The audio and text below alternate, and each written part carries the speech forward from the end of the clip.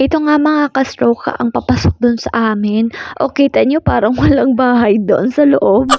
Ayan, medyo malayo pa talaga yung bahay namin.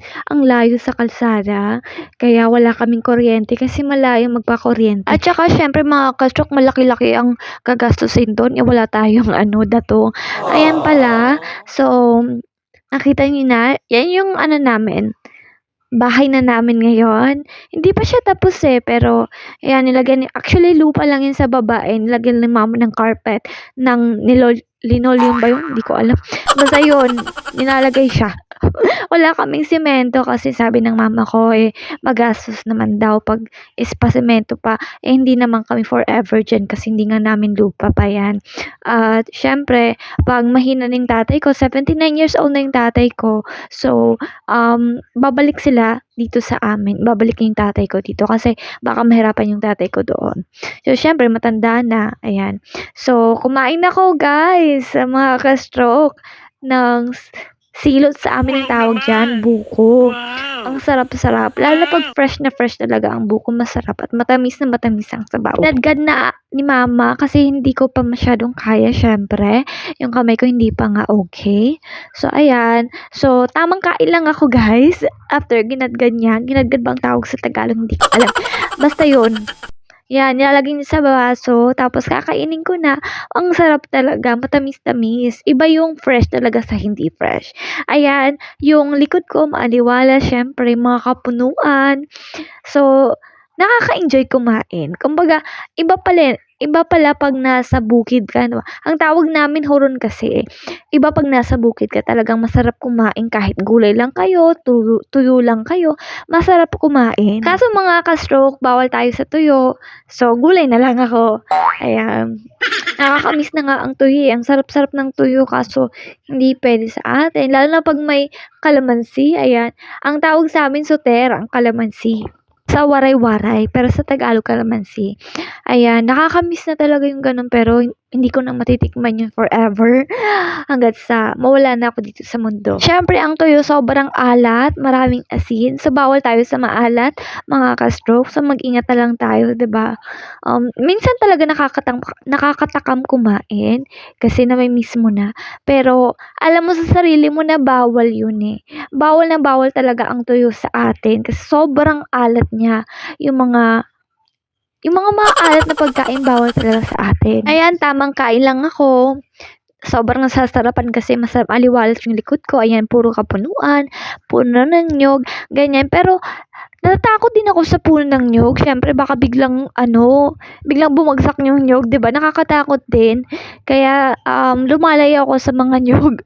Pero ang sarap ng bunga ng niyog, lalo na 'pag buko or silos sa amin ang tawag. At saka may tuko diyan. Tuko ba ang tawag? Sa'min tiki, eh. Ayan, nakakatakot lang. Takot ako sa tuko ata sa pero ang mga umaakyat diyan sa puno parang hindi sila natakot 'no? Yung mga ang tawag sa'min nanananggot, kumukuha ng suka, yung tuba. Kasi uso yan, eh, dito sa Leyte usually ang tuba sa puno ng niyog 'di ba kinukuha pati suka. So yun. Sa mga ka-stroke ibang-iba talaga sa bukid kaso lang hindi ako makatulog ng maayos diyan sa bukid 'pag nandiyan ako kasi malamok. Nalalamukan ako tsaka naiinitan ako. Gusto ko talaga ng electric fan. Electric fan pa. Hindi, siyempre madali akong initan. Ewan ko ba, sa inyo ba, madali ba kayong initan? Ako kasi mga ka-stroke, simula nung na-stroke ako, nainitan na ako. Lagi akong nakatutok sa electric fan, sa ganyan, gano'n. So, diyaan, hindi ako makatulog maayos kasi nga walang kuryente, walang sasaksakan ng electric fan. Solar lang po ang ginagamit namin pang light diyaan. Kung nakita niyo mga vlogs ko, solar lang, madilim, 'di ba? 6 PM pa nga lang, kumakain na kami kasi ang dilim na talaga. As in, parang 8 PM na siya kung may kuryente tayo. Pero kung walang kuryente, ang aga naming matulog, 7 PM pa lang tulog na kami. I mean, nakahiga pero hindi ako makatulog dahil sa init. At saka, narinig ko yung mga lamok diyan sa gilid-gilid. Ano ba yan? Then may bisita na lang ako diyan sa mama ko, sa tatay ko. Kasi hindi ko kaya magstay. Parang kung matagal ako magstay diyan, ang mangyayari, wala akong tulog. As in, yung mata ko ibang-iba talaga. At saka hilong-hilo siguro ako sa antok. Eh, syempre tayong mga stroke, bawal tayong makulangan ng tulog. Kailangan sakto sa oras yung tulog natin. 'Di ba?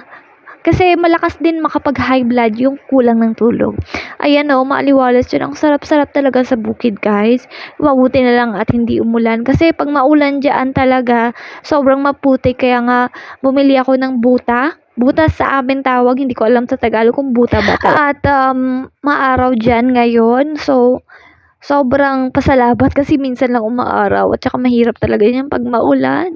Naku, gusto kong bisitahin sila mama, sila tatay at hindi pa nga tapos yung bahay namin pero okay lang kahit hindi pa tapos at least kahit papaano kahit dahan-dahan matatapos din yan.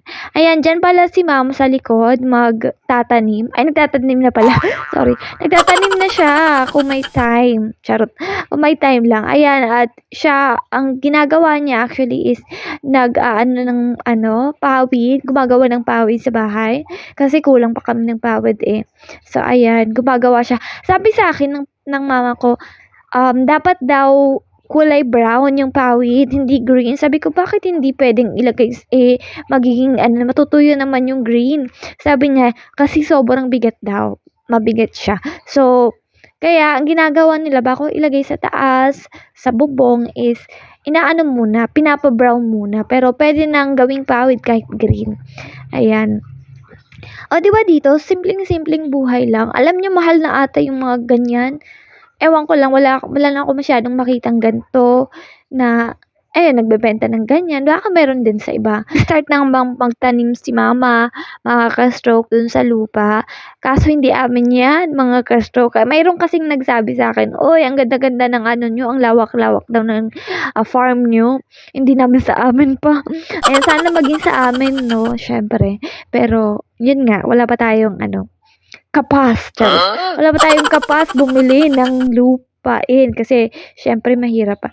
Ang sarap-sarap pala mga ka-stroke ang magpa-araw dyan. Ayan, umagang-umaga yan, 6 AM ata or magsi 7 AM.